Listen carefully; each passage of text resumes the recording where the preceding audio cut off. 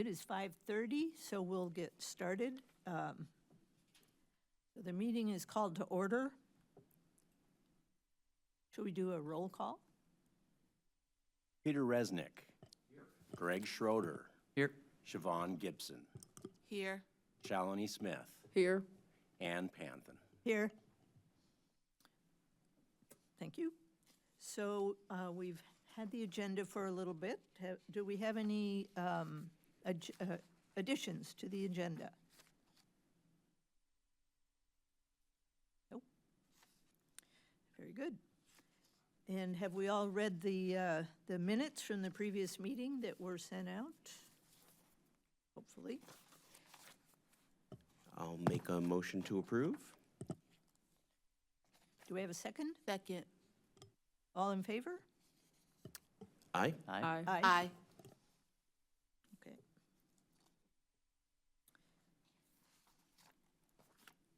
So, unfinished business, the 1222G complaints. Carla was kind enough to send those out to us so that we could have them all together and take a look at them. And it was really helpful for me because I'd never seen one before. And so, I doubt Shalini or Siobhan has seen one either. So it was really helpful to have these and get a sense of what they're like and what the process is. So I believe that the next step is for me to assign someone to work with you. Yes, that, and then if you guys have any discussion on any of them, Okay. that's your next. I did have a question on one of them, and just to show you how dedicated I am, I printed them and took them on vacation with me. And then, of course, did not read them, but I did it. So I did have a question. Let me see if I can find my question. One of the reports, and I am not positive which one, makes reference to the fact that it is still outstanding. There are, the other, it's the 1222G. I don't know, Julie Robinson Okay. Schaefer. Yeah, I was gonna say- And there's a comment in here that the other allegations are pending. Is that, I believe that is reference to the OMA, the question about the OMA violations. okay, It's not about the complaint, it's about, we received a listing of OMA complaints, okay, and one of them were already deemed no violation, and then the others are pending. okay, I think there were 8 of them. okay. So will we hear more about that, or is it going somewhere else? It's with the PAC, and help me, Public Access Council. Counselor, okay, Yeah. okay, So it's in their hands, and And they'll- that- they'll render judgment, and then we'll know, the city will find out, yeah. okay. And that's the state agency, Yes. okay, okay, And OMA is Open Meetings Act. right, okay. So that was a question I had, and one of the other, it's not a question, more of a comment, that, by looking at these, we can see that there's no particular format. It's really what anyone feels. And it's, they're all readable, that's not the issue, but if you're trying to like scan through things and sort of get a sense of things, it's really not possible because you have to read every word because you don't know where each words are going to be. So I would like to put together maybe a couple of us to work on a format, If you look at Julie's, what I did was, when I do a complaint, when I have to do an investigation for a complaint, I have to write an investigatory summary. Okay, And so there are certain things that I have in there. This one is a very abbreviated template of that summary, but I just used it and I removed the things that didn't apply to this instance, but I could leave everything in and provide that to you guys, and you can edit it at will as to, but it would make it more formalized and formatted. Yes. And it's the standard that when you're investigating discrimination cases, you should have this information in there. Right. That's exactly perfect. So Yes. I can send that to you guys. Yep, okay. Question on that template. Yes. If we're submitting only a summary report, do we also submit a full comprehensive version of our investigation as well? Or something of this depth is suitable? That will be up for you guys to decide. In my actual summary, it'll have the date, it'll have the complaint, it'll have the name, it'll have names, it'll have all of that information, what the allegation was, what the response was. It'll have a more extensive detail in it. I'll show it to you guys, and if you want to use that, you can.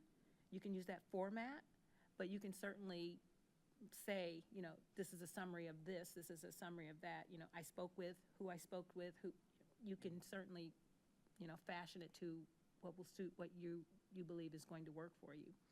But I can give you the whole thing, and you can edit at will. A follow-up on that. So we're going to do our investigation. What we present obviously has to redact the reporter. What do we file? In other words, there was this concept, and I don't remember the specific language in 1222G, that we do an investigation and then we file the report at some point with your office, or if you know, someone in your office happens to be the target of the report, then in the HR office. But do we file an unredacted version, or do we file the one that we've removed anything about the person who filed the report?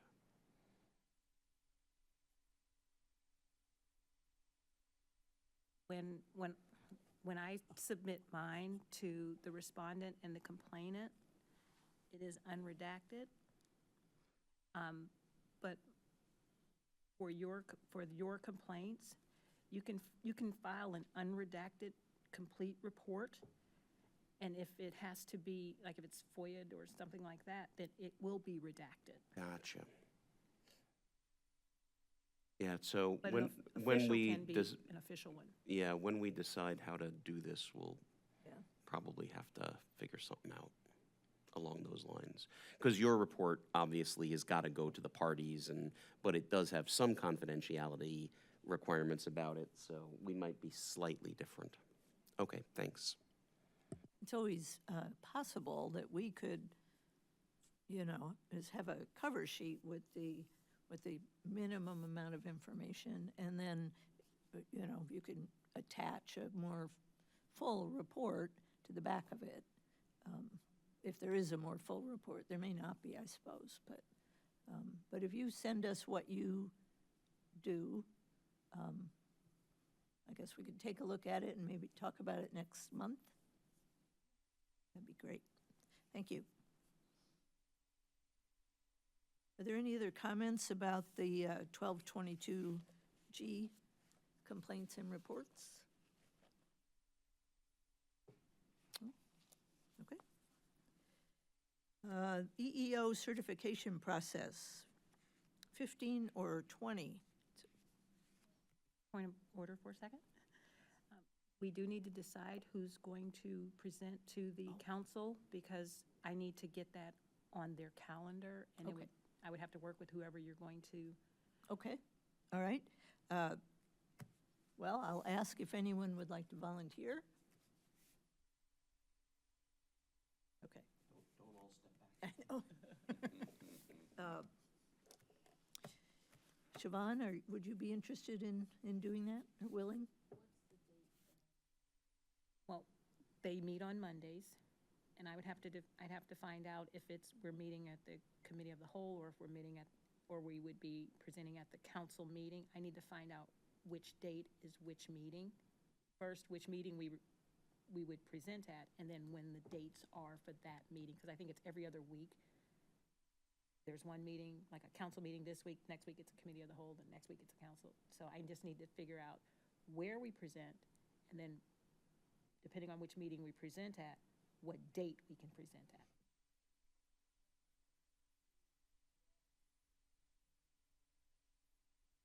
I will work with you on the date. But it will be a Monday. Unless Monday is a holiday, then it will be Tuesday. Yes, depending on the date, I will be able, I will work with you. okay. It's And- just that I have a lot of travel coming up. I do too. So I'm very cognizant of that. Okay. I'll make sure. Okay, thank you. Okay. EEO certification process, 15 or 20? I had sent out to, I think at the August meeting, Greg and Siobhan said that they would take up that mantle on that issue of should we have 15 or should we have 20, should be our limitation. So I did send them some information on that, and I probably figured you guys wouldn't remember that, but so I have it here. But it talks about limitations, the limitations and what the employers are bound by based on the number of employees that they have.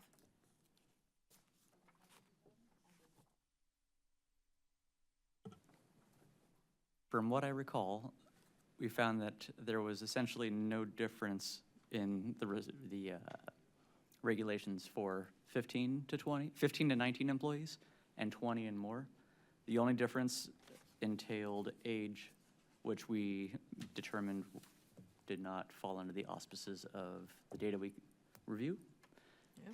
And so with that, I know I was proposing we move our threshold down to 15.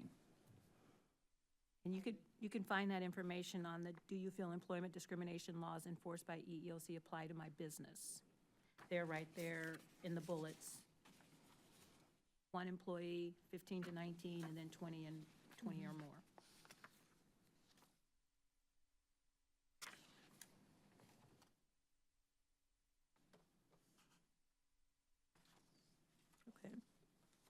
Okay. And so just for specifics for the process, are you proposing 15 or less or 14 or less as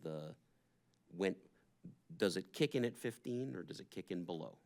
Kicks in at 15, so Okay. 14 or fewer, We just we do the pass 2 through, year? yeah. Okay, thank you. Okay. Do we need to take any action, or is this an advisory sort of, Is it in our bylaws? Is it? Where is that? I don't believe it's in the bylaws. I believe it's just a practice that you guys were operating under. okay. Should we codify it somewhere, or should we collectively try to remember that? Which, don't count on me for that. I believe you could take a vote and say we're going to operate under this. Okay, all right. Do we have a motion then to consider 14 or under, 14 or fewer employees will not require, what's the word I'm looking for? Will automatically get a 2-year certification. So moved?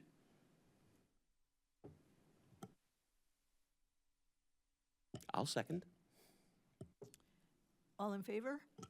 Aye. Okay, thank you.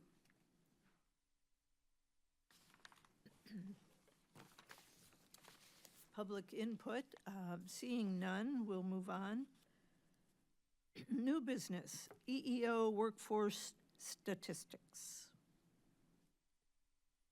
Well, I would like to say that there are some that are above 14 Yes. that have that under the old way we were doing it. So I would advocate that we keep it that way for this meeting, but moving forward, we use the 14 benchmark. Yes, I agree. What I tried to do with my recommendations was to provide some additional information and try to provide some of the rationale for the decision. And with the engineering, since that has been one area where we've had a lot of discussion about, I've tried to go a little deeper, and I believe I have a little bit more understanding as to why the numbers for for racial minoritized people, why that number is so low. It has a lot to do with licensure and licensure restrictions based on states, because the states do the licensure, and they have a lot of different restrictions based on what type of program you were in, and sometimes often requiring those that have a engineering technology degree, even though it's a bachelor's degree in engineering, requiring that program for the person to go and get a master's degree or sometimes even a doctorate degree to be considered to sit for the licensure. So there's a lot going on there.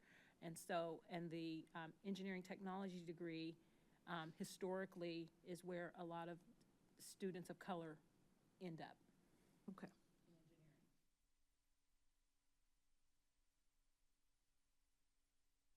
So, and then with the others, you'll see some of the rationale. I know there was a question, I don't know if you wanted to address. Oh, I'm sorry, yeah. I guess my one thing with Engineering Resource Associates is they didn't give us any turnover numbers. And they didn't provide what their GFE really was. So, I mean, all of the other recommendations, save one I'm on the fence about, but all of the other recommendations look fine, but I guess I'd at least like to see the turnover numbers and the GFE before we approve them. If I could speak to that, because Greg had asked that question, and that's what Collar was referring to. I thought you had a question from earlier in the discussion, but Oh, no, we're sorry. on the same topic. When this application came in, the review found that they had previously been certified 5 years ago for 1 year. The mail that was sent out to them when they received certification did not specify provisional and did not give them any stipulations at that time. And so we treated it in the office like it was new. Now, there are some things that we followed up on afterwards when Greg's question came in, which is to say, there's some new employees there, there's some more diversity there, but we don't know if that turnover is within that 5 years or where it landed in that 5 years. But they've grown a little bit, both in population of staff and population of minority on staff, and they have some of the same leadership. So that's where we went with the year, to say this committee, this commission can give them that provisional if you'd like to, so that we then have that stipulations. And I don't know if provisions were something newer from 5 years ago, if you remember that history, or if that was just an oversight that one time. No, I think, I don't remember that terminology initially being used, so it may have been introduced at some point, but I don't remember when. Okay. That we've had probably only half a dozen in the last year that have lapsed, that have reapplied. And this is definitely the longest time. Some have been 3 or 4 years, some have been 2 years lapse, but this is a 4-year lapse this time around.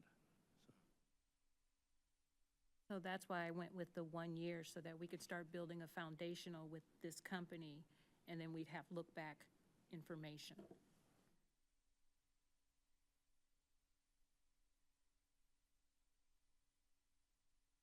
Okay, does that answer your question? Yeah, the only other one I had a question about was MET. And so Midwest Engineering and, what was it, and Testing. And Engineering and testing. Yeah. And their numbers,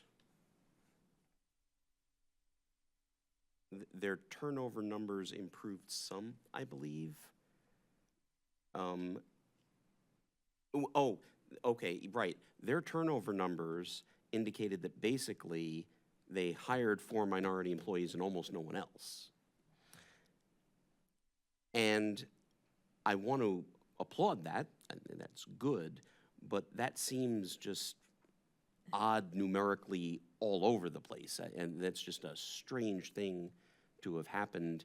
I think they hired 1 white employee and 4 non-white employees, and it was just, how often does that happen in this town? And I guess I wanted to say, let's send them a letter and say, great job, and we just want to see how it goes going forward. So I was back and forth on 2 years, 1 year. And I could be talked into it either way. And I looked at it in the opposite. I'm like, that they are trying. Right. And that they are moving towards what historically we've been looking for. So instead of saying, yeah, but. Right. it's like, go That ahead, was exactly, This is a good thing. that was exactly why I was flip-flopping, is. One it- in 4 of their women, one in 4 of their employees are women. And I'm That's right. No, That- I mean, that they did doesn't happen great either. work. They clearly did great work here. It was just the numbers were so odd that they were able to do that. I mean, I'm almost tempted to say, tell us what you did. And, I mean, we can ask, that, but I would caution to say, lower it because it looks odd to us. Right. I That's not- totally get it. That's not being, equitable. Right. So, I mean, maybe, we do the 2 years, but if, we could add on to that, send them a letter, say, we think you did obviously the numbers are great and we're very pleased with that, but the numbers are so unusual, we're wondering what processes you use, because they didn't mention much in their, in their thing here. So, it'd be good to know. We could do that, yeah. We can ask them what their efforts have been. Yeah. that The HRC recognizes their good work. Yeah. Or their efforts. Yeah. Yes, ma'am. I mean, I think it would also be good to find out, because then, maybe potentially other companies could employ those strategies as well. That's what I was thinking. Yeah, exactly. Okay, so that is Midwest Engineering and Testing. Are there any other concerns about the recommendations? No? No? So I think last month we did this as a group. So let's do that again. Do we have a motion to approve each of these companies at the recommended levels? We're going to want to have those read into the record, please. Okay. Individually, you mean? You can vote on them as a group, but the names have not been read to the audience yet. Okay, all right. I'm happy to make the motion. Sure. I move that we approve, I'm doing it from the other list, Sublon Construction for 2 years, Thielen Foley and Murdo for 2 years, Martin Equipment of Illinois for 2 years, Fair Graham and Associates for 2 years, Hanson Professional Services for 2 years, Mid-Illinois Concrete and Excavation for 1 year with a GFE request, Midwest Engineering and Testing for 2 years with our additional letter, and Engineering Resources Associates for 1 year with a GFE letter, and Motorola Solutions for 2 years. Did I get all those right? Yes. Do we have a second? I second. All in favor? One moment, please, just to clarify. Yes. Pete, did you read I Hans? transferred, so I may have missed one. Okay, it looked like you had said Hanson for 1 year, and I don't know if you. Nope, I intended Hanson for 2 years. Okay, Sorry, Like I said, I scribbled down on the other sheet, and so I may have gotten them crossed up. Okay. that So helps. clarifying, my motion included Hanson Professional Services for 2 years. And could you just restate the ones that are 1 year for you? The only ones only ones I had for 1 year were Mid-Illinois Concrete and Excavation and Engineering Resources Associates. Thank you. Okay. Is there any other discussion? No. I think we need a second. I second. All in favor? Aye. Thank you. I did have one question about the yellow sheet. I believe that's our next item on the agenda. What is it called? Simply the list of companies, and the sheet that you see, if you look at your right-hand column, those are listed by the date that they have been approved by the office to come to you. Okay. I see. So, and those, so the only question I had about that is, for Engineering Resources Associates, the current status with the city lists, I think, what project they worked on or will be working on. I don't know. Yes, that is what they are bidding on at this time, Okay, and that's why they're updating their certification that had previously lapsed. They hadn't done any business with the city for 4 years. okay. But, well, none of the other ones have a current status that Are say anything like that? Are you talking about from my recommendations or from that sheet? Oh, okay. Yeah. Okay. Baker's Lane Shared Use Path section. I don't even know what that is. When they have the EEO Workforce Statistics application form, there is a blank there on that first page asking if they are bidding on something new or if they are simply going through a general renewal. So on that yellow page that you're looking at, current status with the city, if they have said specifically that they are bidding on something now, we try to list that. Okay, And then if it's simply a general renewal, it means they're having some ongoing business or expect to have new business shortly. okay, all right. I understand, thank you. So additionally, on that agenda item with updating certification materials, we wanted to just put some questions out to this group tonight to talk about a few issues. One in particular, on the statistics page that we send to you, we wanted to raise the question, historically, since I've been here for a little more than a year, we have had a comparison between Champaign County workforce with these different businesses. And you see, this time I broke it out so that I showed that some of these counties, some of these businesses are actually in different counties.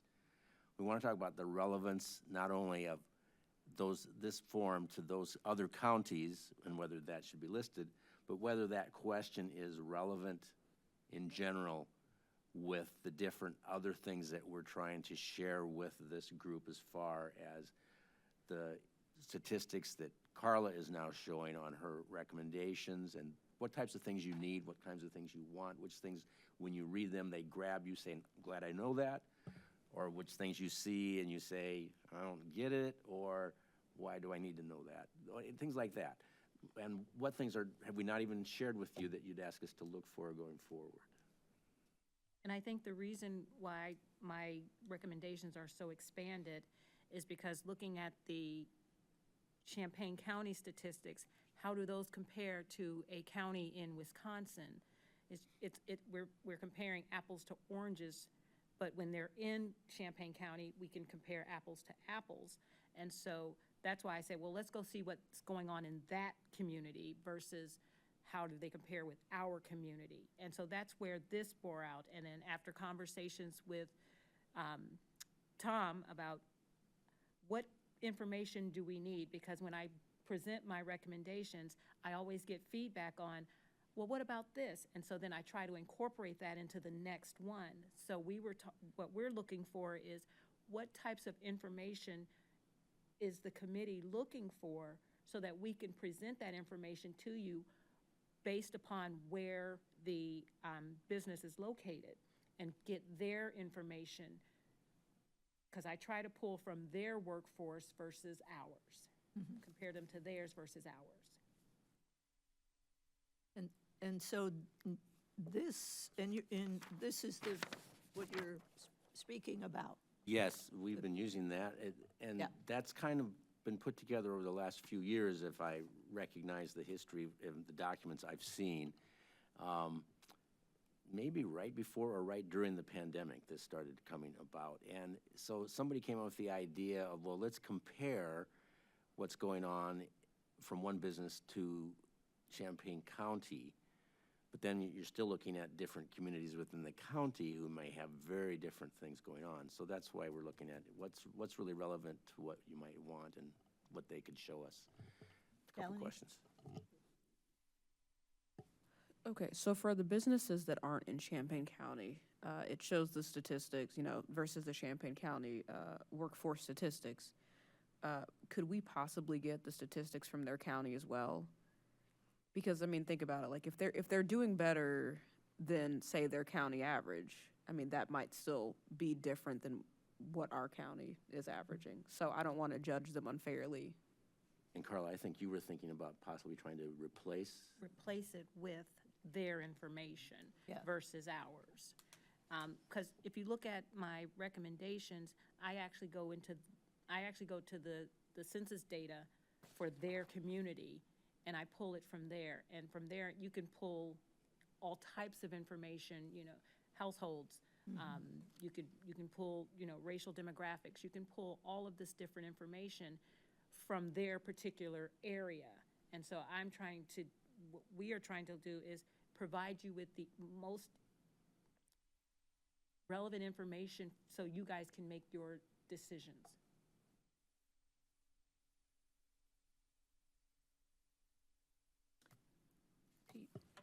So I end up doing that, or had been doing that half the time, of just going to Wikipedia and looking up the numbers to compare.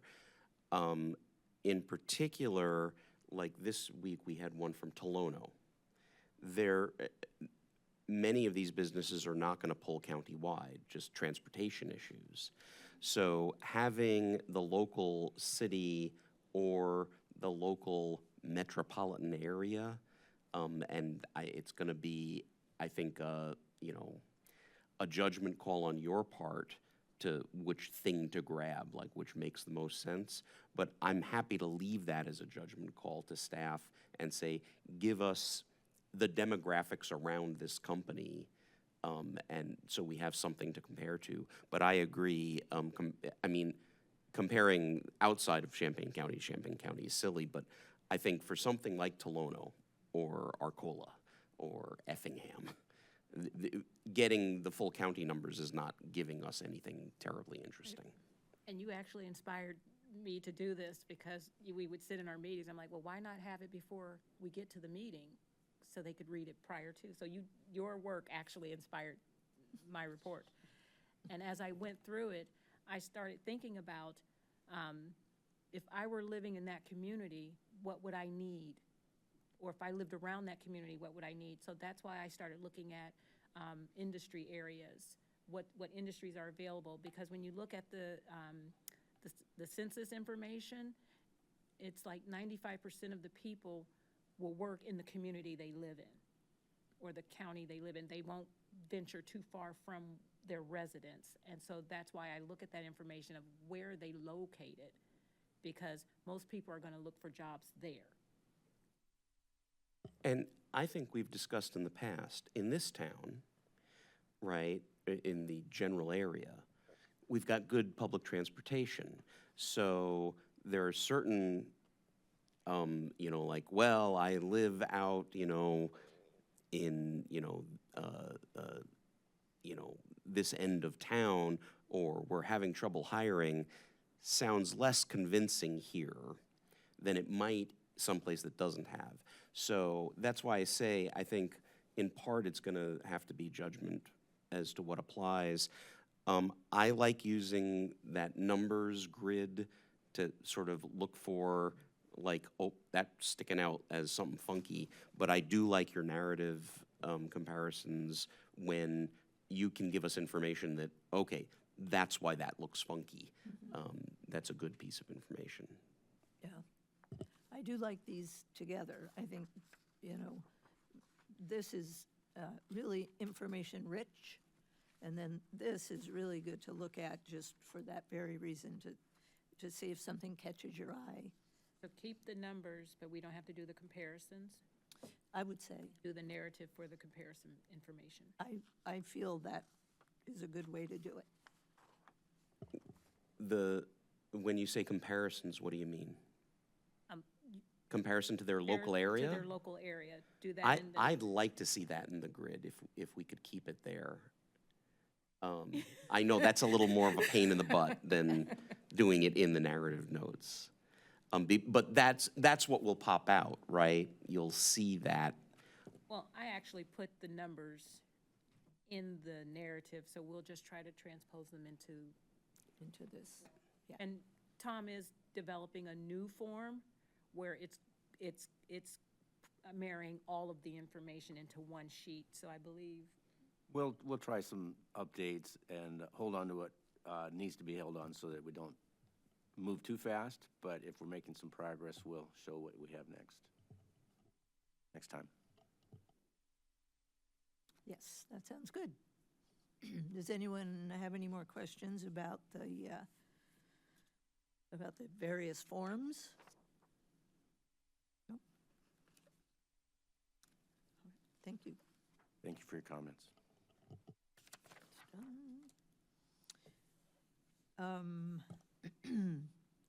Are we at mapping HRC vacancy openings?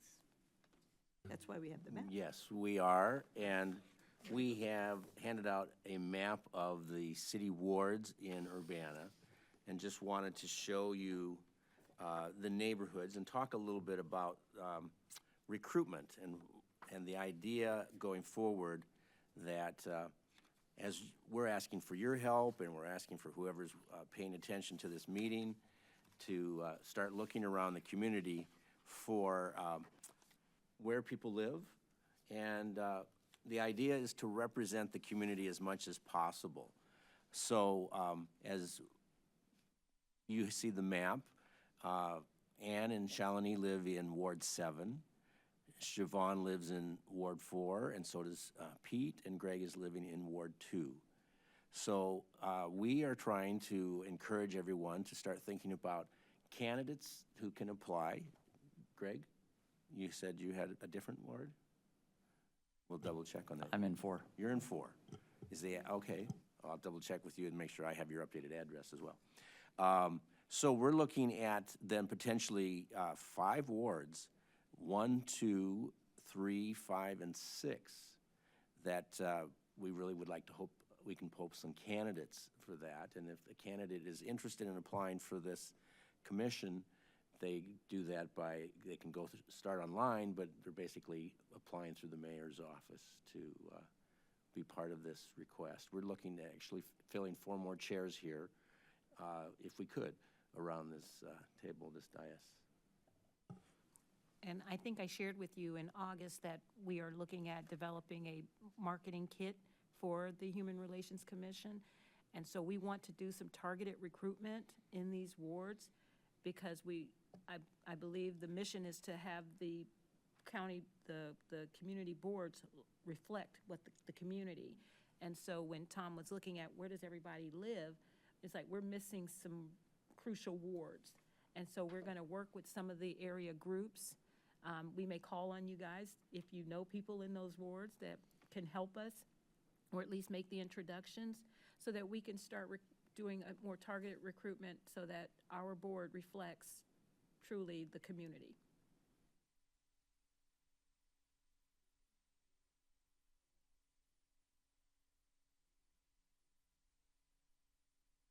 Oh boy, could you? That's the plan, is we've been looking at the different neighborhood associations, who the contacts are, and so we're being strategic about what do we need to do. Once we get those materials in hand, you know, who do we need to contact? Where do we need to go? Who can help us bridge that, you know, that introduction? But that's what we're looking at doing.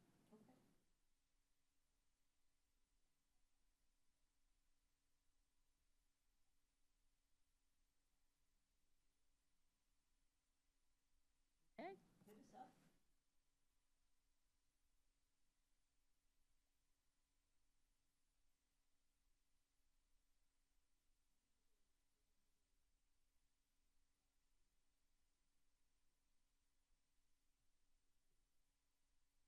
Other than to say that the educational materials are still being developed, and we'll have some handouts, hopefully, in the coming weeks and months.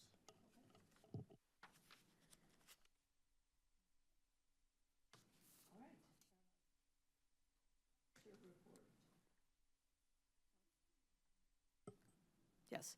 The officer report. Carla? Okay, I believe when you guys walked in, you saw the monitor announcing our meeting. This is something new. Since Tom has been made full-time, he's been making changes all over the place. And here's one of them, where you'll see I guess what he was trying to do is, when I talk about what's in my report, he wanted the audience to be able to see the information so that all learning styles or hearing styles are being accessed. And so for my report for October, for formal complaints, there is one active formal complaint, and the allegation is within public accommodations.